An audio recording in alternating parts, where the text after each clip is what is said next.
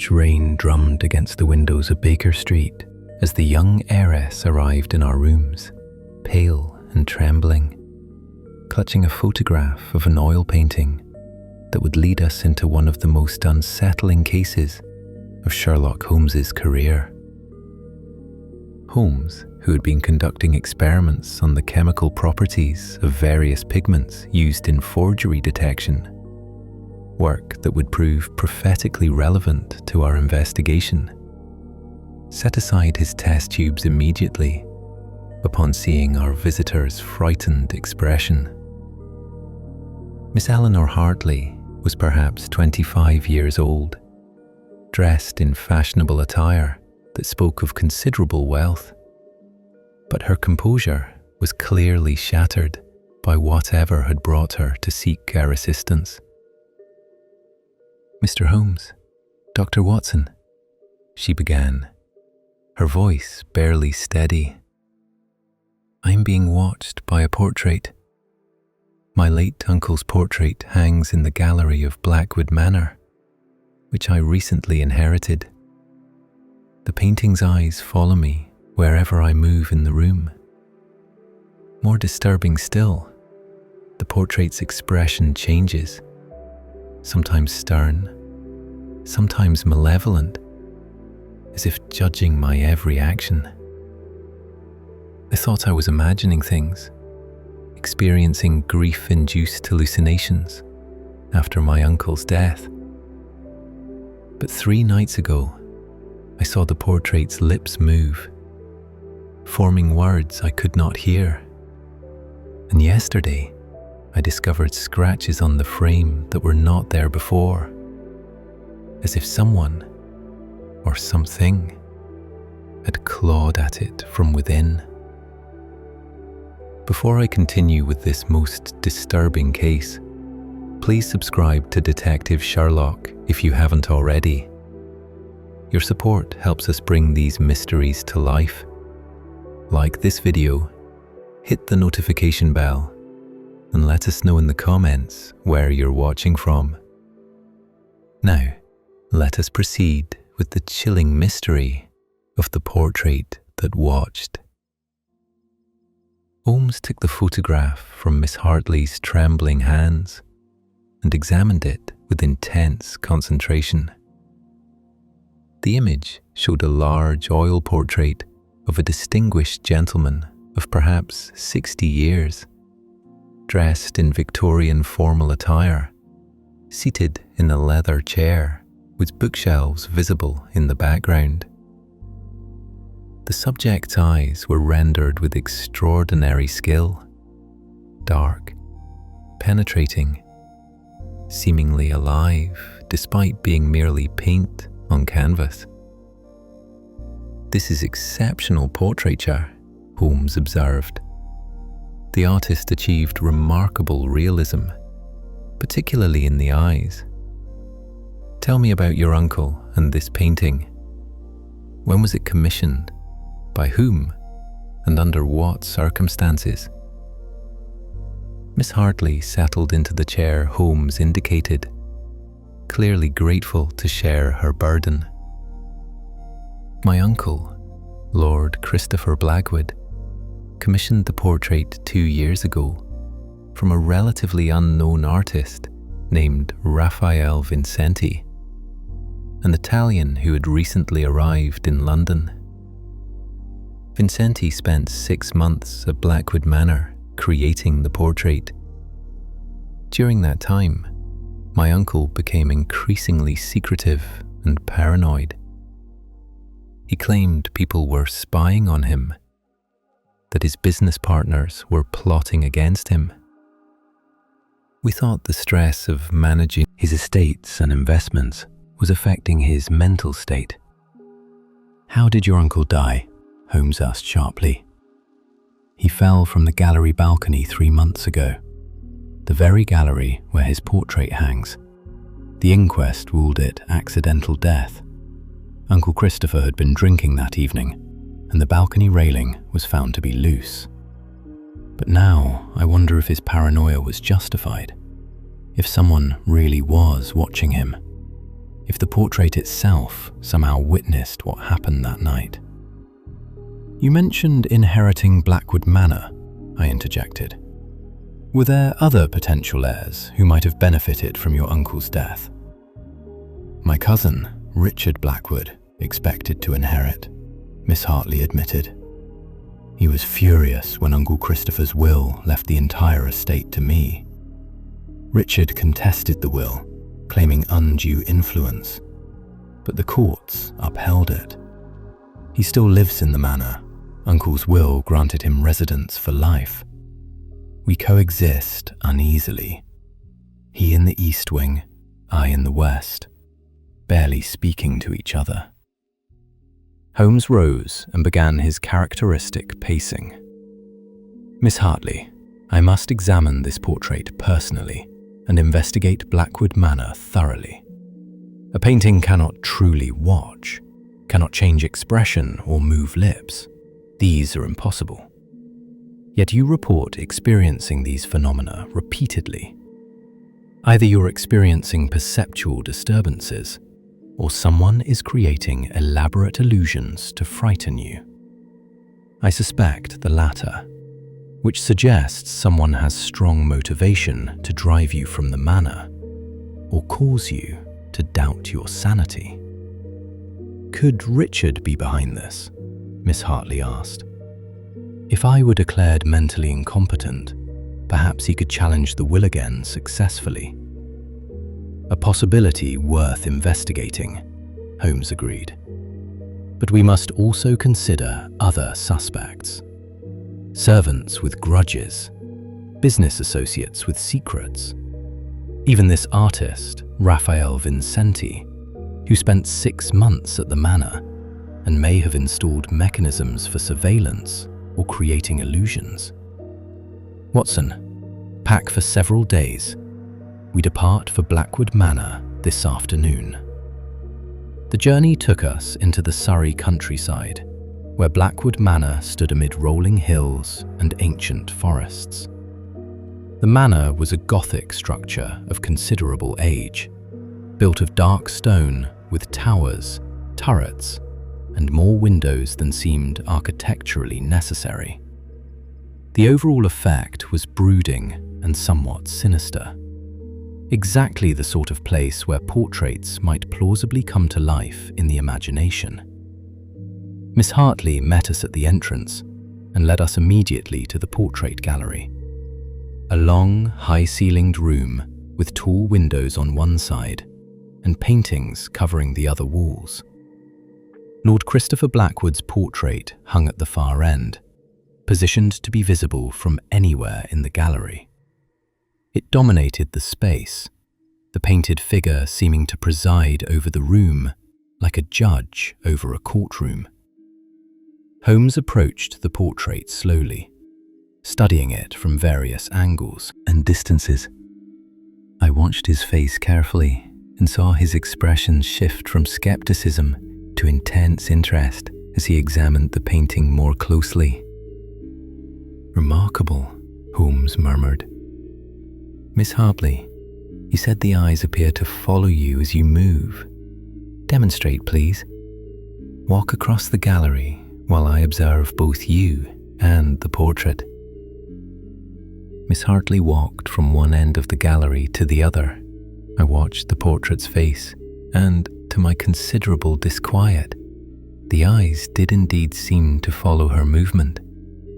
The painted gaze appeared to track her progress across the room, maintaining eye contact despite the changing viewing angle. An optical illusion, I said with relief. The artist used a technique that creates the impression of eyes following the viewer. I've seen similar effects in other portraits. Indeed, Holmes agreed.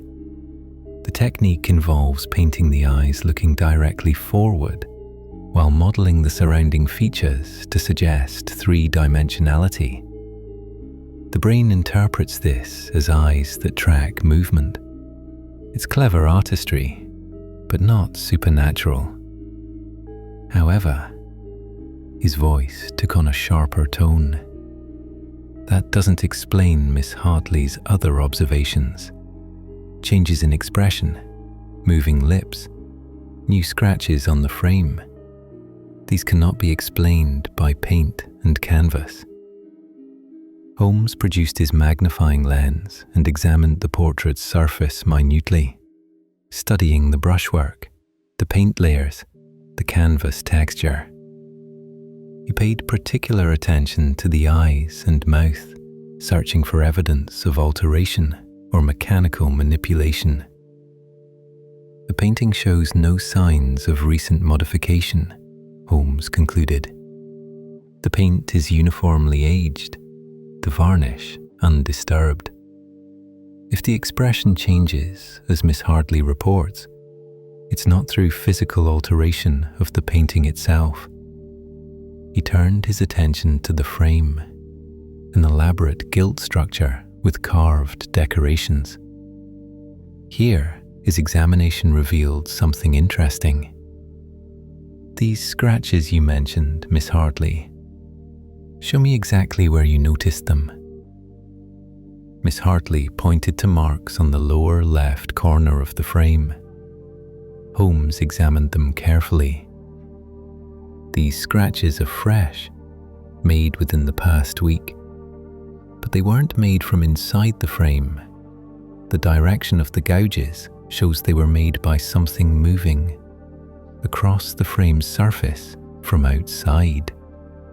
Someone or something physically scratched this frame while standing in front of the portrait.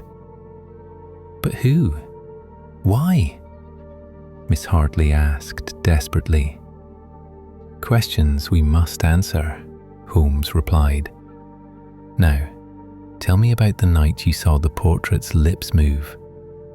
What were the exact circumstances? It was 3 nights ago, around midnight. I couldn't sleep and came to the gallery. Sometimes I find the portraits comforting, reminders of family history. I was standing near the windows when I looked at Uncle Christopher's portrait and saw his lips moving, forming words silently. I was terrified, convinced I was witnessing something supernatural or losing my mind.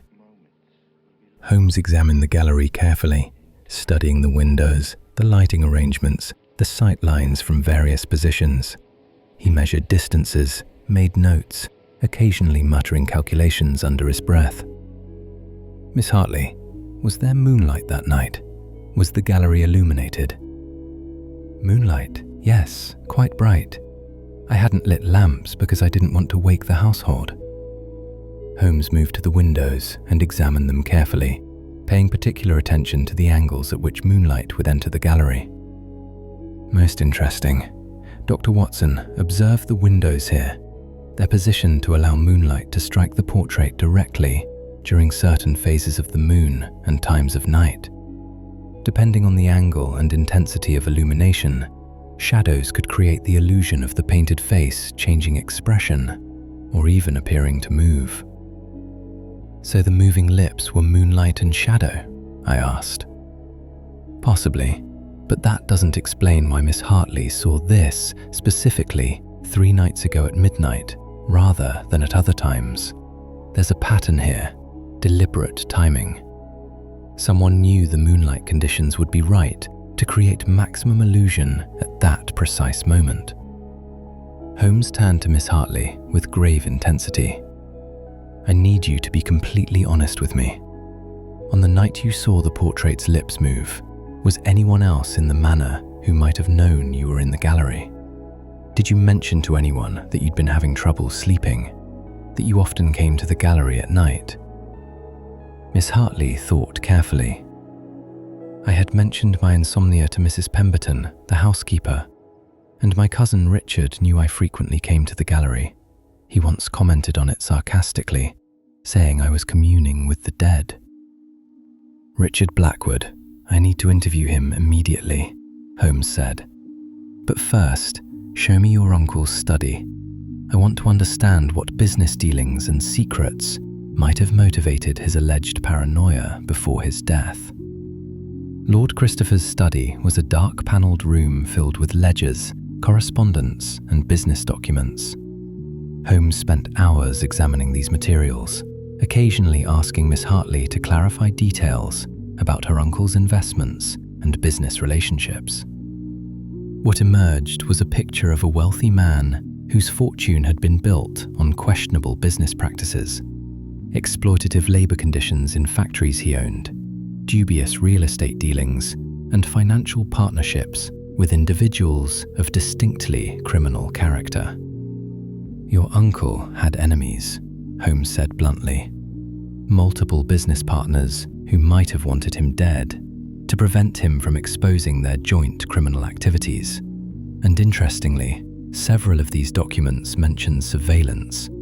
Your uncle suspected someone was watching his activities, documenting his business dealings for purposes of blackmail or prosecution." "Could the portrait be part of that surveillance?" asked. "Could someone have installed a mechanism for spying through or behind the painting?" "An excellent hypothesis, Watson. Let's test it." Holmes returned to the gallery and examined the wall behind the portrait with extreme care. He measured the wall's thickness, tapped for hollow spaces, searched for hidden panels or mechanisms. Finally, behind a section of ornate moulding adjacent to the portrait's frame, he discovered what he'd been seeking: a barely visible seam indicating a concealed opening. With careful manipulation, Holmes opened a hidden panel, revealing a narrow space between the gallery wall and an interior room beyond.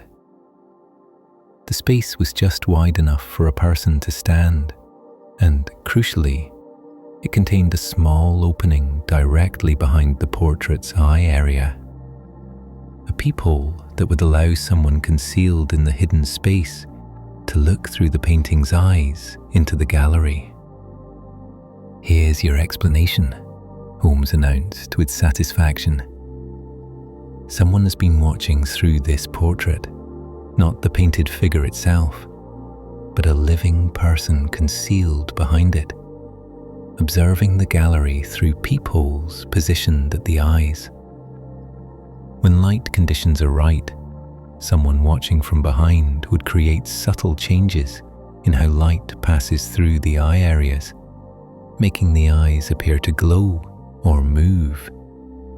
And if the watcher pressed close to the peepholes, their lips near the thin canvas might create shadows that appeared as the portrait's lips moving." "My God," Miss Hartley breathed. "Someone has been spying on me through my uncle's portrait. Who? Why?" "Those are the crucial questions," Holmes agreed. "This hidden space connects to," he examined the passage carefully, "a servants' corridor that provides access throughout the manor. Anyone familiar with the building's layout could enter this space without being observed, spy on activities in the gallery, then retreat without detection." Holmes's investigation expanded to include the entire household. He interviewed servants, examining their backgrounds, their relationships with Lord Christopher, their current loyalties. He questioned Richard Blackwood extensively, probing for evidence of involvement in either the surveillance or his uncle's death. Richard Blackwood was a man of perhaps 40, bitter and resentful about his disinheritance. He admitted freely that he believed the estate should have been his, that Eleanor had somehow manipulated their uncle into changing his will. But he denied any involvement in surveillance or attempts to frighten his cousin. "Why would I spy through a portrait?" Richard demanded. "If I wanted to know what Eleanor was doing, I could simply watch her directly or bribe servants to report on her activities. This whole business with the portrait is absurd." Holmes also sought out Raphael Vincenti, the artist who had painted the portrait. Vincenti received us in his London studio, a cluttered space filled with canvases, paints, and the distinctive smell of linseed oil. "Ah, you come about the Blackwood portrait," Vincenti said when Holmes introduced himself. "My masterwork, some say, though it brought me little joy. Lord Christopher was a difficult subject, demanding endless revisions, insisting on particular details that made the painting more disturbing than beautiful." "What details?" Holmes asked sharply. "The eyes especially. He insisted they be painted to seem alive, watchful. He wanted the portrait to observe his gallery even after his death, to maintain his presence in the manor. I achieved this through careful technique. The eyes painted to create the follower effect you've no doubt noticed. But Lord Christopher wanted more. He asked me to install mechanisms to create ways the portrait could truly watch. I refused such madness, of course. I am an artist, not engineer of supernatural devices. But did he find someone else who would install such mechanisms?" Holmes pressed. Vincenti looked uncomfortable. "There was a man, a specialist in theatrical effects and illusions, whom Lord Christopher consulted during my time at the manor. Giuseppe Mancini, also Italian, a stage designer who created elaborate tricks for London theatres. Lord Christopher brought him to the manor several times, showed him the portrait gallery, discussed technical matters. I assumed it was about lighting or display, but perhaps there were other purposes." This lead proved crucial. Holmes investigated Giuseppe Mancini and discovered that the stage designer had indeed been hired by Lord Christopher, ostensibly to design dramatic lighting for the portrait gallery, but with the real purpose of installing the hidden surveillance space behind the portrait. Lord Christopher was paranoid about business partners plotting against him, Holmes explained. He wanted to observe who came to the gallery, what they discussed when they thought they were alone.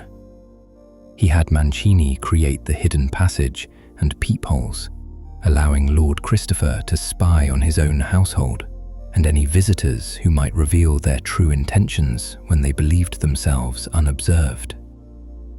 "So my uncle was the watcher?" Miss Hartley asked. "He used his own portrait to spy on people?" "Initially, yes, but after his death, someone else discovered this surveillance system and has been using it for their own purposes. The question is who, and why are they specifically targeting you with these frightening manifestations?"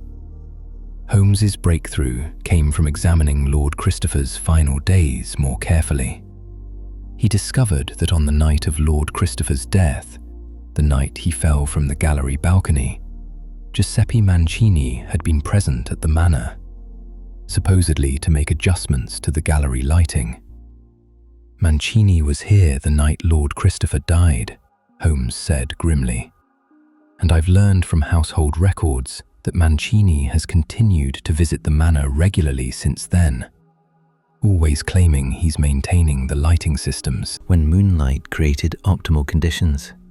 When she was alone and frightened, I wanted her to flee, to abandon this cursed place and leave me to find Lord Christopher's evidence and destroy it. You didn't find the evidence because you were looking in the wrong place," Holmes said.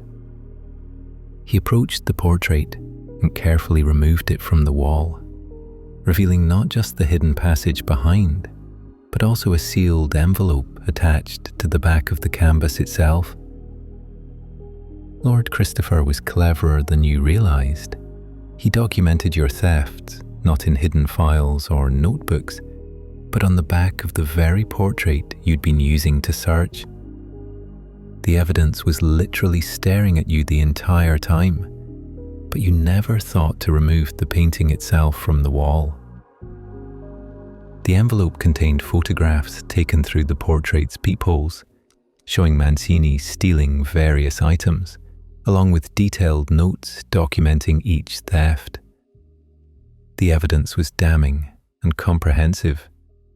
Giuseppe Mancini was arrested and eventually convicted, not just of theft, but of manslaughter in Lord Christopher's death. The evidence Lord Christopher had gathered proved Mancini's guilt beyond doubt, and his own confession sealed his fate. For Miss Hartley, the resolution brought enormous relief. The portrait wasn't haunted, just corrupted by criminal use. Now that I understand what was happening, I can look at Uncle Christopher's image without fear. Perhaps I'll keep it after all, not in the gallery, but somewhere private, where it can be appreciated as art rather than surveillance device.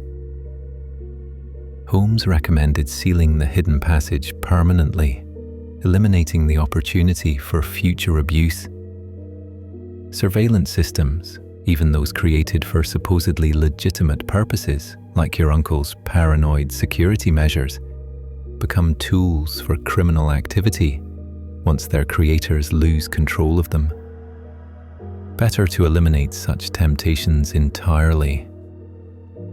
The case of the portrait that watched entered my notes as one of Holmes's most psychologically complex investigations. It demonstrated how art could be corrupted for criminal purposes, how surveillance technology could be hidden in plain sight, and how human fear of the supernatural could be exploited through theatrical effects and clever timing. The portrait never truly watched, Holmes reflected. Canvas and paint cannot observe, but human watchers, using the portrait as concealment and tool, that was the reality behind the supernatural appearance. Mancini understood human psychology well enough to know that a watching portrait would inspire supernatural dread rather than suspicion of mechanical trickery. The case also raised troubling questions about privacy and surveillance. Lord Christopher had installed elaborate spying mechanisms in his own home, justified by paranoid fear of enemies, but actually motivated by desire to control and monitor everyone around him. 24th, the tragedy is that Lord Christopher's paranoia was partially justified. Observed. He did have enemies, was being rogged by someone he'd trusted, but his surveillance system didn't protect him. It provided the means for his killer to case the location and plan the crime. Years later, when I published the account, it sparked considerable public discussion about the ethics of domestic surveillance and the psychological impact of feeling constantly watched. Several readers wrote to say the story had changed how they thought about portraits in their own homes, that they now saw watchful eyes differently.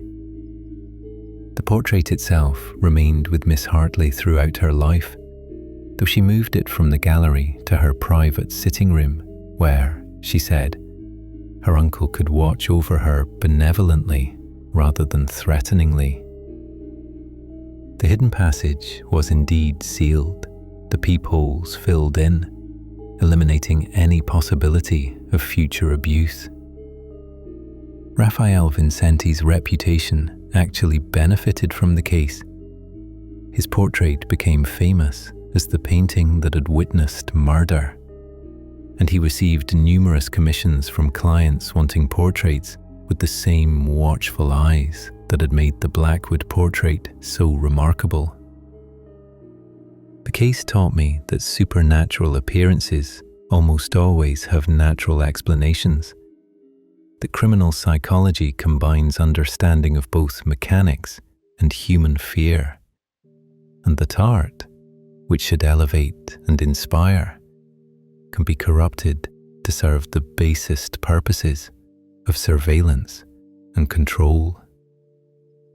But most importantly, the case demonstrated that eyes truly can watch from painted canvas, not through supernatural animation, but through human watchers using art as concealment.